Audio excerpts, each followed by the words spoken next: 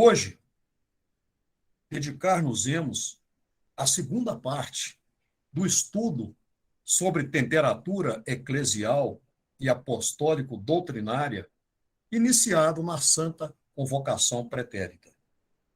Com isso, daremos sequência ao atendimento do pedido feito pelo muito amado irmão que veio de longe e que espero esteja presente na sala neste momento, e também contribuindo para consolidar a edificação da Igreja de Deus, devido à densidade e expressiva gravidade do tema, que continua tão atual como na época em que o apóstolo João o recebeu por ordem expressa e direta de nosso Senhor Jesus Hamashia. Peço a vocês a gentileza de abrirem mais uma vez suas versões da Bíblia Sagrada em Apocalipse 3,16, que é o ponto fulcral de nosso estudo.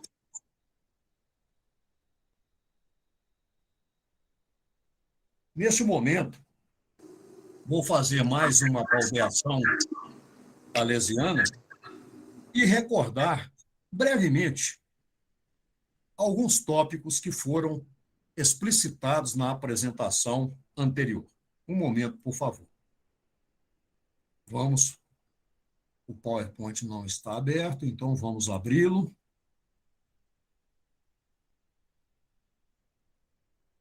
Sempre me complico nessa hora. Lá está ele.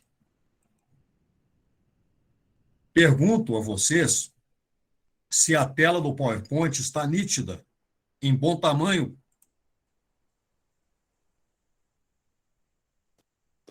Tá ok, irmão.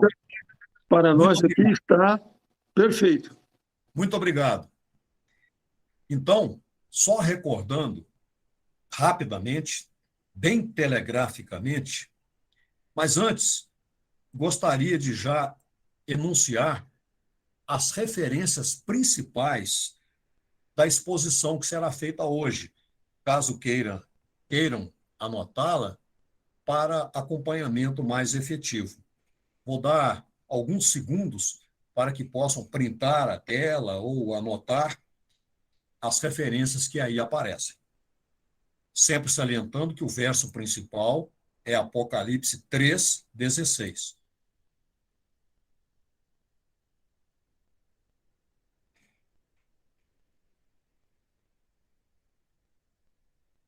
Haverá também referências adicionais, mas no momento elas não importam tanto. Gostaria de voltar rapidamente às considerações de natureza geográfica, em que mostrei para a Irmandade o mapa da Ásia Menor referente à época em que o apóstolo João estava aqui na ilha de Patmos, circundada por linha roxa, talvez, não sei que cor é essa, mas aqui está a ilha de Patmos. Então, nessa época, o mapa, dizem, era este. Então, localizamos a cidade de Laodiceia, circundada aqui por uma oval vermelha, do ladinho dela, a cidade de Filadélfia, um pouco mais distante, a cidade de Éfeso. Por que mostrei isso? Para salientar que, mesmo com tudo o que está acontecendo hoje no mundo, envolvendo a era de Laodiceia, ela foi colocada próxima da era de Filadélfia. E vamos recordar aqui por quê. Tudo o que está escrito na Bíblia Sagrada, tanto no Tanar quanto na Aliança Renovada, ou, se quiserem chamar de Nova Aliança, não me oponho, embora não concorde, tem um sentido específico inamovível, dentro do plano perfeito de redenção e nova criação, estabelecido pelo sempiterno Iá. Nada está simplesmente jogado ao léu, desconectado. Então, se Laodiceia está perto de Filadélfia, Isso tem uma mensagem profunda para nós. Então, só lembrando que na carta à igreja de Filadélfia, o Senhor Jesus não fez nenhuma repreensão, nenhuma ameaça, embora tenha declinado um conselho, sim, porque está diretamente ligado à vigilância constante e à oração contínua. Guardar o que tem para não perder. Então, Filadélfia é um exemplo do que deveria ter sido a igreja de Éfeso. Observem que a igreja de Éfeso, ela ela teve o seu momento histórico entre os anos 31 e 100, da chamada Era do Machia. E os apóstolos estavam vivos ainda, pelo menos João estava vivo naquela época. Nós temos certeza disso. Mas houve uma repreensão do Senhor Jesus. Já estava acontecendo o abandono do primeiro amor e um risco muito grande de perda do castiçal. E se a igreja perder a conexão com o Senhor Jesus, que é o castiçal, não é mais igreja. Então, observemos o seguinte: Filadélfia está perto de Laodiceia. E nós vamos entender isso um pouco mais à frente. Quer dizer, não é que nós vamos entender, nós vamos rememorar. Pressupõe-se que a maioria já entendeu isso há muito tempo. Muito bem. Feita essa breve recapitulação, quero mostrar agora o seguinte: quando o irmão que veio de longe, o muito amado irmão, que quando o conheci pessoalmente, tive cristalizado no meu coração a impressão de que sempre o conheci. Uma emoção maravilhosa. Ele deve estar aí e não sei se sente o mesmo, mas essa é a minha confissão. Então, vamos lá. Ele me pediu... Onde está aqui? Eu não estou achando. Como assim? Só um momento que eu não estou achando aqui o que eu queria. Ah, está aqui. Ok. Achei. Ele me apresentou, inicialmente, um pedido que lhe apresentasse o original em grego do texto de Apocalipse 3:16. Eu não o fiz na reunião pregressa, na Santa Convocação pregressa, mas vou fazê-lo agora, porque faz todo sentido com a sequência que pretendo apresentar a vocês. Então, vamos lá. Como vocês todos sabem grego, eu não preciso ficar preocupado. Então, no original, em grego, o verso 16 do capítulo 3 está escrito assim: Rutos oti kriaros, eikai ute, zestos, ute psichos, melos, se emessai ek tu stomatos mu. Bom, o que quer dizer isso? O Senhor Jesus está dizendo que, estou fazendo aqui uma tradução literal, não é o que aparece nas versões que tenho aqui comigo, em língua portuguesa. Pode ser que alguém aí tenha uma versão com essa tradução aqui, mas a tradução literal é a que está na tela. Então, diz o Senhor Jesus, porque tu és tépido ou morno, e não és nem quente nem frio, eu estou a ponto de vomitar-te para fora de minha boca. Ele não está dizendo que vai vomitar. Isso é um ponto importantíssimo para o nosso entendimento, não só da graça divina, mas do amor que o Senhor Jesus tem por nós. Então, o que está escrito aqui no original é que, pela mornidão da igreja, que não é quente, e a palavra quente vem primeiro, não é o que está nas versões de tradução em português que tenho aqui, em que a palavra frio vem antes, mas que vem primeiro é quente, porque o que o Senhor Jesus quer é que a igreja seja quente, quente na palavra, quente no compromisso, na adoração, na fé. Mas se ela for fria, é possível esquentá-la. O morno é complicado. como nós vamos continuar a conversar. Então, a partir desse original que apresentei ao muito amado irmão, tive a ideia de fazer esse estudo, porque o que está acontecendo hoje no mundo, em escala mundial, é essa mornidão, esse absurdo, não só mornidão, mas essa execrabilidade em todos os níveis daquilo que se chama de igreja, mas não é. Porque a igreja verdadeira somos nós. A igreja genuína de Deus, que foi fundada pelo Senhor Jesus Hamashia. Então, a partir daí, foi composto esse estudo. Eu quis mostrar aqui, só para acentuar, que a primeira palavra que aparece no original é a palavra quente, não é a palavra frio. Isso faz uma grande diferença, pelo menos na minha maneira de entender. O Senhor Jesus não prioriza o quente, o frio, desculpem. Ele dá atenção ao quente, mas não ao quente que havia lá. O quente das posses, do poder, do ego, da soberba que era praticado pelos laodicenses, mas o quente na fé, na palavra, na adoração. Então, vamos voltar aqui, parando a apresentação. Aí eu pergunto a todos e a todas aqui presentes, a vocês.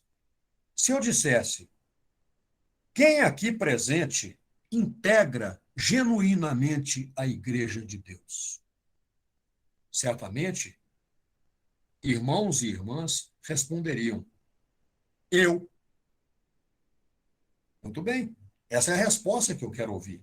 Então, vamos lá.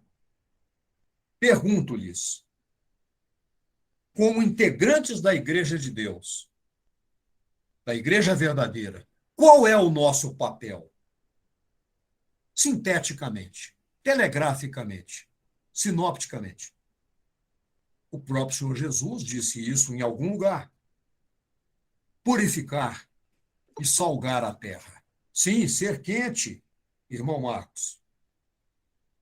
Para fazer isso, ou em fazendo isso, seremos perseguidos pelo iníquo adversário? Claro que sim, pois ele quer aquilo que se chama igreja e não é, que faz a vontade dele, que executa todos os seus desígnios. Sim, irmã Luzia, o sal, salgar a terra. Não há como fugir dessa perseguição. Vejamos rapidamente alguns exemplos. Vou citar apenas 3 nomes, que todos nós aqui conhecemos: Isaías, Pedro e Paulo, mártires, porque se mantiveram inarredáveis na fé, na verdadeira igreja de Deus, fundada pelo Senhor Jesus Hamashia. João acabou sendo torturado também. Todos nós nos lembramos daquela tina fervente em que ele foi mergulhado, mas havia um outro propósito dentro do plano perfeito de redenção e nova criação para ele. Ele sobreviveu, e os romanos optaram, de tão envergonhados que ficaram, e perplexos também, pelo exílio. Então manda esse cara para Patmos, ele vai ficar isolado lá, não vai mais perturbar o romanismo. E João foi para lá. Então, é importante nós entendermos, se ainda não ficou claro, me desculpe, não estou aqui agredindo ninguém, nem fazendo insinuações, mas nós não estamos aqui para brincar de igreja, mas enfrentando, como o apóstolo Paulo nos adverte, hostes malignas, potestades do ar, que nos ameaçam e atacam continuamente, sem trégua. Efésios 6, 12, nos diz o seguinte, que não temos de lutar, embora isso seja importante, porque a carne e o sangue são impedimentos físicos para nós. Mas não é essa a grande luta, é o que o apóstolo está dizendo. não temos de lutar apenas contra a carne e o sangue, mas sim contra os principados, as potestades, contra os príncipes das trevas deste século. Era no século dele e continua sendo no nosso, mais ainda, porque estamos muito mais próximos dos tempos do fim e do final destes tempos do que ele estava lá naquela época. Contra as hostes espirituais, continua Paulo, da maldade em lugares celestiais. Ou seja, não é aqui no chão da terra a grande batalha. A grande batalha é difusa. E isso exige de nós vigília permanente, oração contínua e uma fé inquebrantável nas palavras de nosso Deus e em todos os ensinamentos do nosso Santo Machia. Nós fomos chamados. Todas as pessoas aqui presentes receberam o chamado. Então, não podemos desviar-nos, como o Senhor Jesus disse. Não podemos tirar a mão do arado e olhar para trás. Nós temos que olhar para ele e não para os lados. Lucas 9:62. O Senhor Jesus disse: ninguém que lança a mão do arado e olha para trás é apto para o reino de Deus. Estejamos atentos às camuflagens do engano para desnudarmos as trevas contidas na pérfida transfiguração de luz. Assim diz a palavra. Mas nós sabemos, no dia a dia, vemos isso o tempo todo, que é enorme o contingente de pessoas iludidas. É a grande maioria, pensando que vem recebendo os ensinamentos da sã doutrina, mas, na verdade, estão caminhando inexoravelmente para a condenação. Não podemos confundir o amor de Deus e sua convocação, que não comportam meios termos. Posicionamento divisório em cima do muro. Isso não pode acontecer. Pelo contrário, essa postura é abominável. Lembremos-nos sempre das palavras contundentes do Senhor Jesus Hamashia, em Mateus 12:30 e Lucas 11:23. Quem não é comigo é contra mim, e quem comigo não ajunta, espalha. Não existe essa história. Bom, eu estou com o Senhor Jesus, mas não tem mas. Não existe mas. O Senhor Jesus é a nossa prioridade absoluta. Todo o demais, todo o resto é secundário. Devemos dedicar-nos às questões deste mundo? Sim, enquanto nele vivermos. Mas nós não somos mais deste mundo. Isso é importante considerarmos. César continua mandando. Nós precisamos obedecer enquanto vivermos aqui. Mas nós não estamos mais aqui. Nós já estamos no reino de Deus. Então, João, no seu capítulo 1, verso 5, fez uma afirmativa atemorizante para quem não está na igreja de Deus como nós. A luz resplandece nas trevas e as trevas não a compreenderam. Mas nós a compreendemos, presume-se. Não só compreendemos, mas nós estamos dentro da luz e caminhando com ela, por ela, para ela. Então não podemos nunca confundir estar com Deus com o que a maioria avassaladora das pessoas entende quando diz que está lá numa denominação religiosa que apregou a falar em nome dele, mas que, além de não se dedicar em espírito e verdade à ministração do santo evangelho de seu reino, é movida, na verdade, pela escuridão do opositor, que está movendo esses cordéis. Leamos os ensinamentos do apóstolo Pedro em sua primeira epístola, no capítulo 2, verso 9.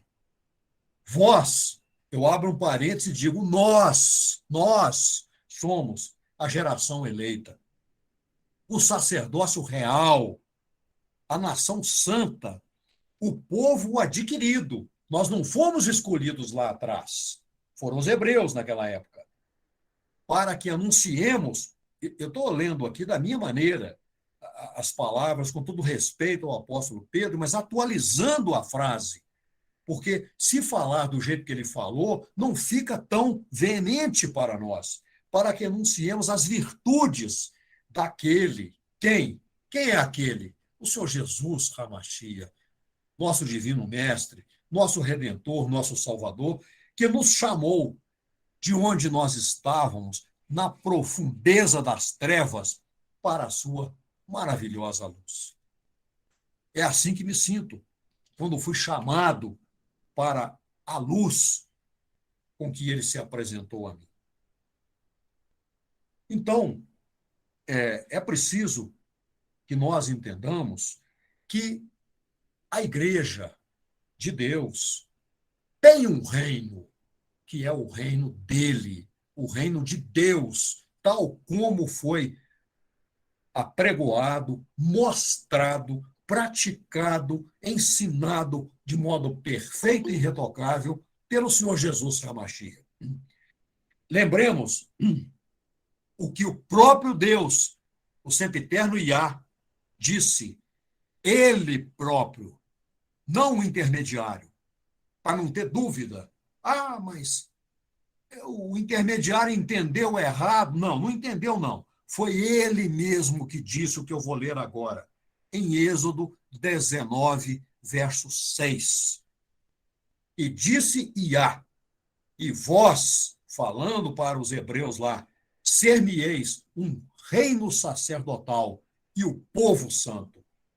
Então, estas são as palavras que falarás aos filhos de Israel e que eu estou falando agora para todos nós, para mim, inclusive, como filhos adotivos de Deus, pela redenção promovida pelo Senhor Jesus Hamashia. Qual foi o problema? O que aconteceu lá?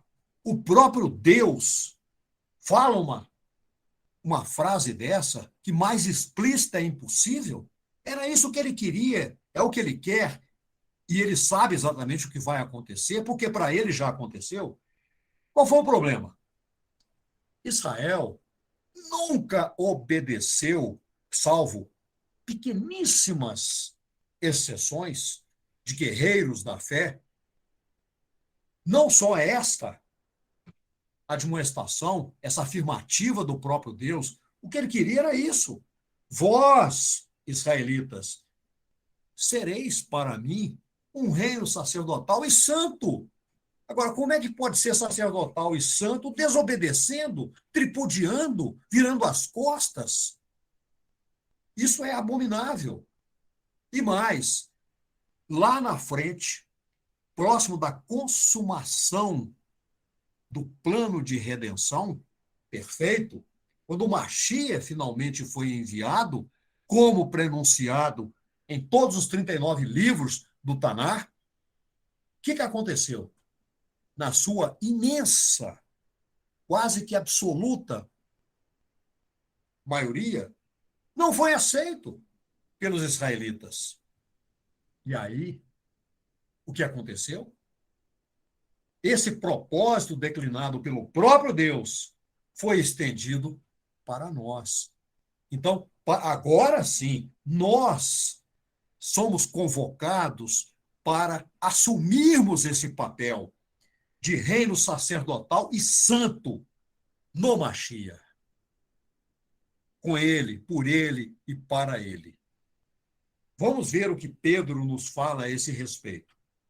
Na sua primeira epístola, capítulo 2, versos 9 e 10. Mas vós sois a geração eleita.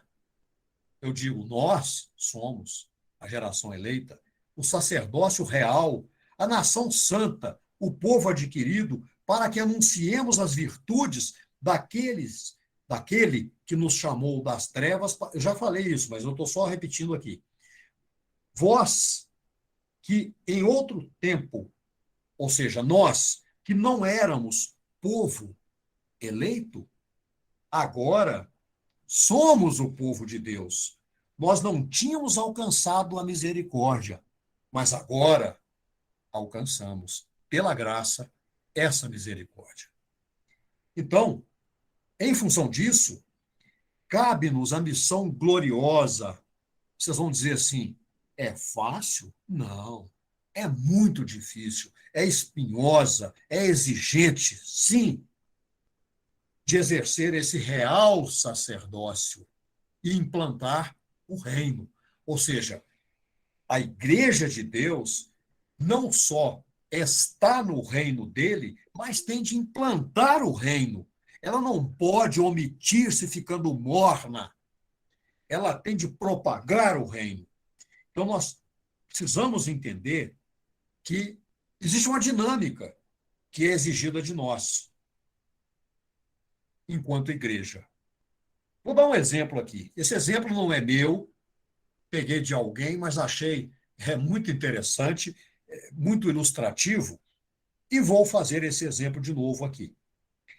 Alguém, eu, por exemplo, ou qualquer um de vocês, ou uma de vocês, ganha de presente uma máquina lavadora de pressão para limpar o quintal.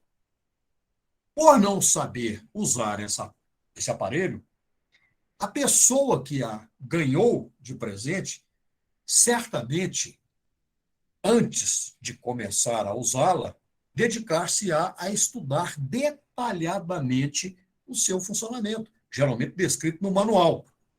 Suponhamos que a pessoa presenteada conseguiu aprender tudo, detalhadamente, minuciosamente, sobre o dispositivo.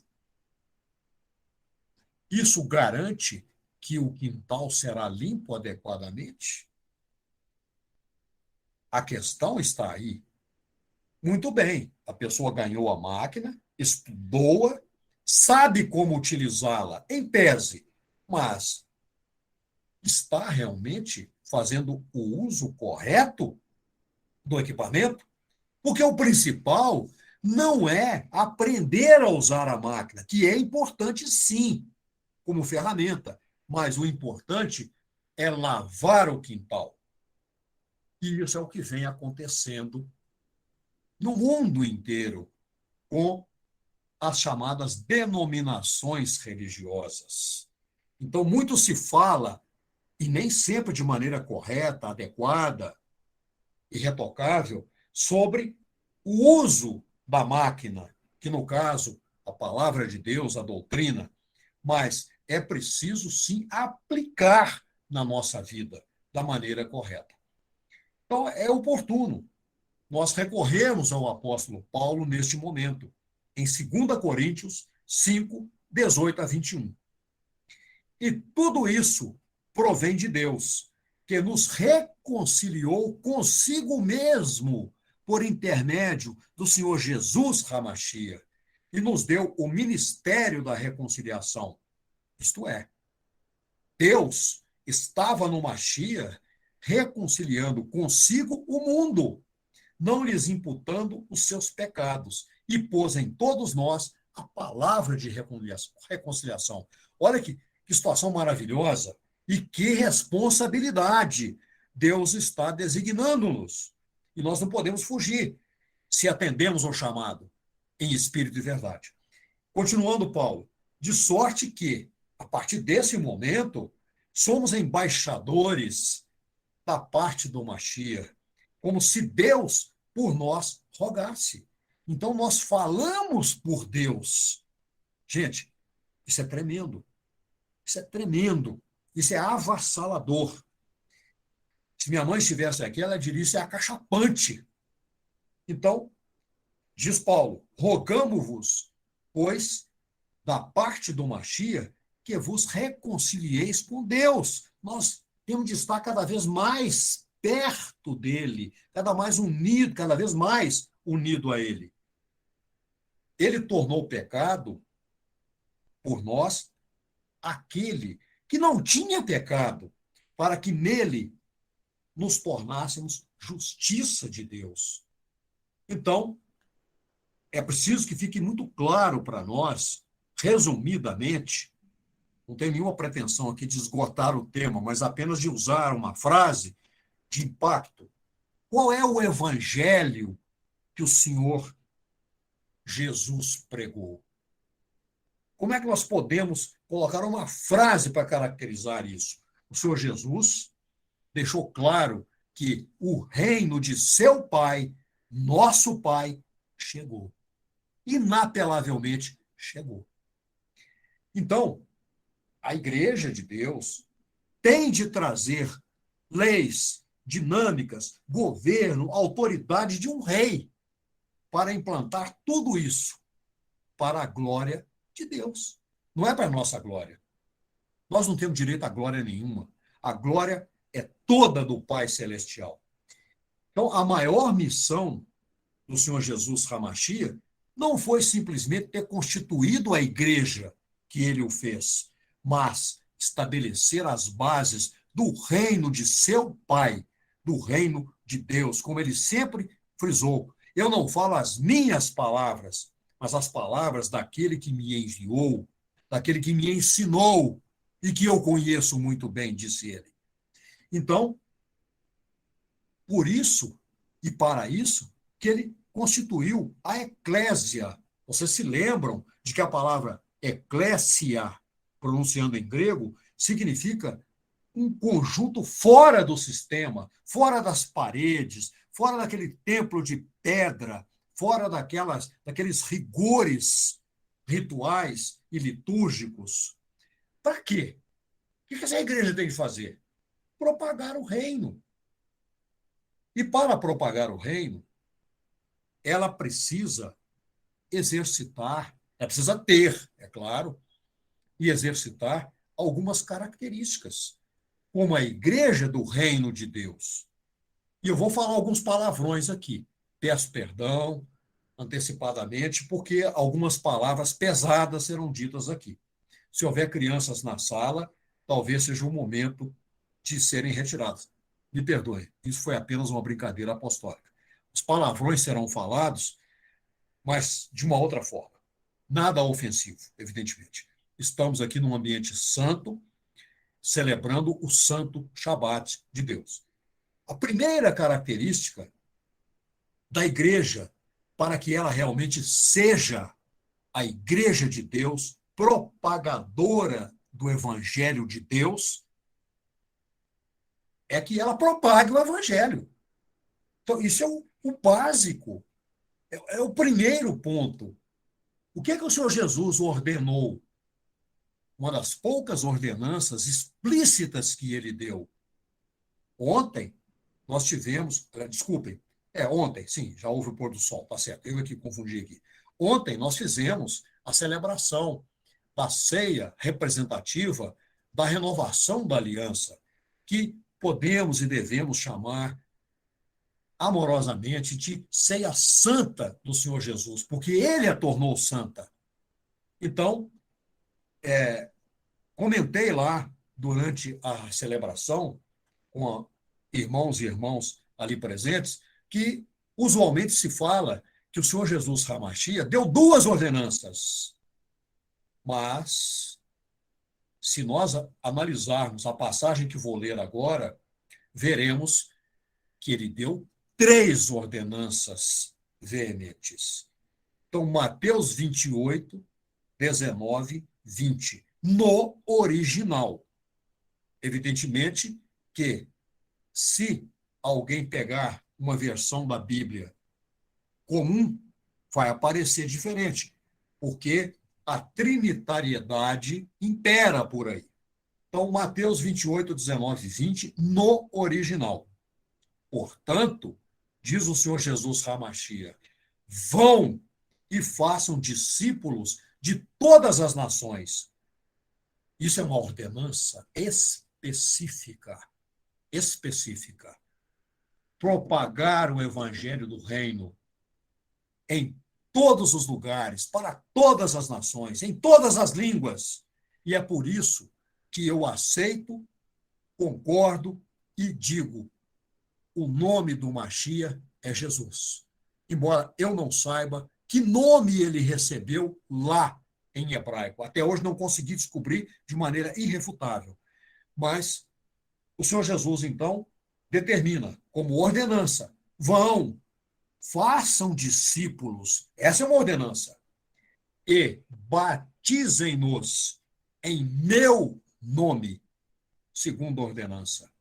E aí, como consequência, ensinando-os a obedecer a tudo que eu lhes ordenei. E lembrem-se, não estarão sozinhos. Eu estarei sempre com vocês até o final desses tempos. Olha que coisa maravilhosa. E a outra ordenança foi celebrar aquela ceia de despedida e de instituição da renovação da aliança uma vez por ano, na mesma data, segundo o calendário de Deus, 14 de Nissan. Então, é preciso ter muito cuidado, porque toda vez que nós nos reunirmos para estudar a palavra, existe uma tendência humana, assim dizem, por causa das nossas imperfeições, incompletudes, de acomodação às necessidades pessoais, de modo que lá fora as denominações acabam se tornando verdadeiros clubes fechados, ambientes de conglomeração. E lá as pessoas vão obter o quê? Suprimentos espirituais, entre aspas, aparentemente espirituais e emocionais sempre, mas de cunho egocêntrico. Cada um está lá buscando satisfação de seus próprios interesses e acham que estão sendo atendidos, afastando-se da real palavra de Deus. Então, essas denominações vão mantendo isso, porque o importante é manter a clientela lá frequentando, porque praticam o dízimo absurdo e antibíblico. Então, estão se locupletando lá, mas nada fazem daquilo que deviam fazer.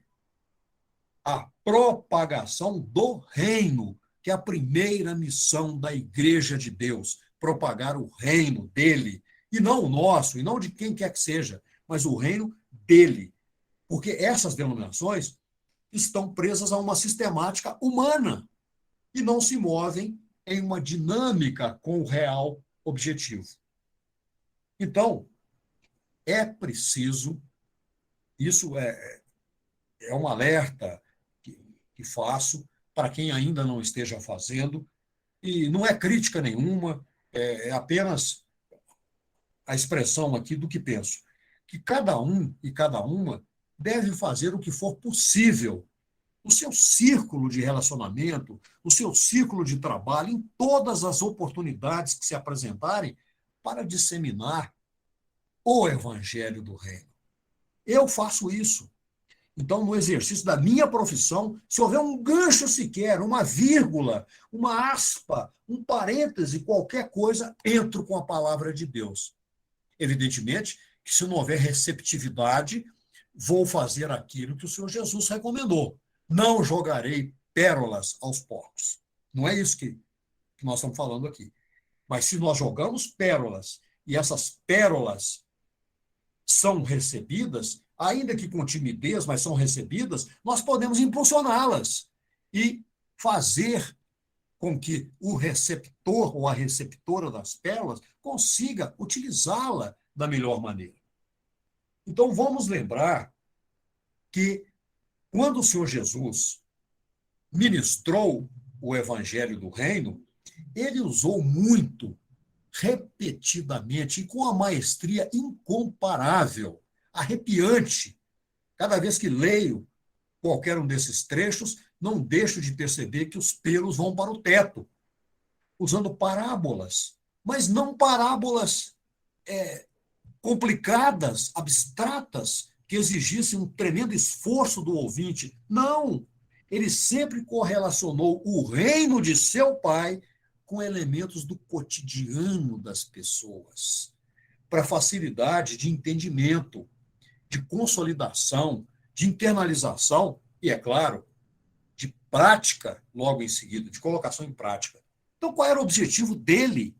É o mesmo que tem que ser o nosso, porque nós somos a extensão dele, a extensão dos apóstolos. A igreja é uma só, é a mesma, que veio de lá, desde aquele momento que já tive a oportunidade de mostrar aqui em uma das nossas santas convocações, como foi fundada a igreja, desde aquele contexto ali.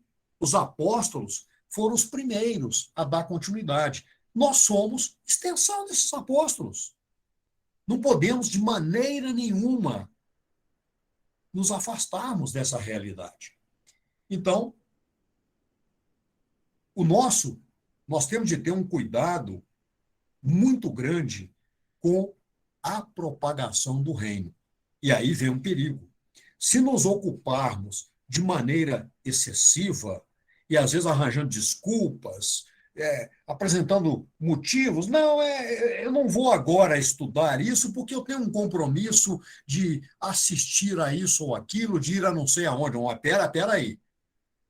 Qual é a prioridade? A prioridade é ir ali, é fazer aquilo, é fazer outra coisa, ou é caminhar para a vida eterna? Então, nós precisamos ativar o reino de Deus. Uma segunda missão da igreja, inalienável, indelegável, e é da igreja, então é de todos nós. Agora começam os palavrões. Nós precisamos implementar uma atuação doxológica. Eu prefiro dizer cavódica. Aí vocês vão dizer assim, ninguém aqui bebe álcool, mas esse cavódico que eu falei aqui vem do hebraico, kavod, que é a glória de Deus. Assim como a palavra doxa também significa a glória de Deus. Então, a igreja de Deus tem de dar glória a Deus, tem de exercitar essa glória, divulgar essa glória. Em Efésios 1, 6 a 12, isso está muito claro. Para o louvor da sua gloriosa graça, a qual nos deu gratuitamente no amado. O apóstolo Paulo está falando aqui da glória de Deus, que ele nos deu graciosamente, por meio do Mashiach. Nele temos a redenção, nele, Mashiach, por meio de seu sangue, o perdão dos pecados, de acordo com as riquezas da graça de Deus, a qual ele derramou sobre nós com toda a sabedoria e entendimento. E revelou-nos o mistério da sua vontade, de acordo com o seu bom propósito que ele estabeleceu no Mashiach. Isto é, de fazer convergir no Mashiach todas as coisas, as celestiais ou terrenas, na dispensação da plenitude dos tempos. Nele fomos também escolhidos, tendo sido predestinados conforme o plano daquele que faz todas as coisas, segundo o propósito da sua vontade, a fim de que nós, aí é que entra, nós, não os outros, os que primeiro esperamos no Mashiach, sejamos para o louvor da sua glória. Nós temos de fazer isso e propugnar para que outras pessoas entendam isso e possam fazer também. De preferência, ingressando na Igreja de Deus. Mas o que é que nós vemos por aí? Na mornidão, para dizer o mínimo, um reino egocêntrico, exaltando e buscando a satisfação de questões e demandas e sonhos e perspectivas humanas.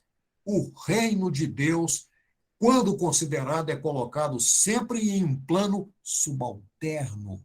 E ele tem de ser o primeiríssimo plano, sempre, sempre e sempre. Uma terceira característica da igreja, outro palavrão, a igreja tem de ter um fundamento logocêntrico. Para não ficar sempre usando palavras de origem grega aqui, eu vou ao hebraico, então. Ela tem de ter um fundamento davar-cêntrico, ou seja, a base da Igreja de Deus não é a mornidão em cima do muro, mas a quentura das Sagradas Escrituras. É lá que está o nosso fundamento. Em 2 Timóteo 4, versos 2 a 4, está bem claro que pregues a palavra, instes a tempo e fora do tempo, redarguas, repreendas, exortes com toda a longanimidade e doutrina. Porque virá tempo, e esse tempo chegou, em que as pessoas não suportarão a sã doutrina, porque é trabalhoso, é complicado, vai contra a corrente. Mas, continua Paulo, tendo comichão nos ouvidos, amontoarão para si doutores. Está cheio de doutores por aí. PhDs, teólogos, cheio de rompante, de soberba, de conhecimentos pautados por outros fundamentos que não sejam a verdade. Doutores conforme suas próprias concupiscências. E aí as pessoas estão fazendo isso que nós estamos vendo aí. Elas estão desviando os ouvidos da verdade e voltando exatamente para onde Deus não quer, para as fábulas. Essa é a arma do opositor, apresentar algo muito bonito, na aparência, luminoso, mas calcado na mentira e tendo como objetivo levar a pessoa à perdição. Em 2 Timóteo 2, 14 e 17, Paulo continua. Tu, porém, permanece naquilo que aprendeste. Nós, então, pegando para nós isso aqui, permanecemos naquilo que aprendemos e de que fomos inteirados, sabendo de quem temos aprendido e que desde a nossa meninice, quando nós começamos a caminhar pela sã doutrina, sabemos as sagradas letras, que podem fazer-nos sábios para a salvação. Mas como? Pela fé que há no Senhor Jesus, Hamashia, e em mais ninguém. Toda a Escritura é divinamente inspirada, diz o apóstolo, e proveitosa para ensinar, para redarguir, para corrigir, para instruir em justiça. Para que o homem de Deus, trocando aí a frase, para que nós, integrantes da Igreja de Deus, sejamos perfeitas pessoas e perfeitamente instruídas para toda a boa obra. E finalizando esse estudo, a quarta situação, a quarta condição da Igreja de Deus. E essa é muito impactante, extremamente impactante. A Igreja de Deus deve movimentar-se de maneira pneumatodinâmica. Espero que todos tenham entendido. Mas, brincadeiras à parte, apostolicamente falando, essa movimentação ruanodinâmica, apelando para o hebraico, significa direta e simplesmente: a igreja tem de mover-se pelo Santo Espírito de Deus, como está em Romanos 8,14. Porque todos os que são guiados pelo Espírito de Deus, como nós, esses são os filhos de Deus. Amém. Amém.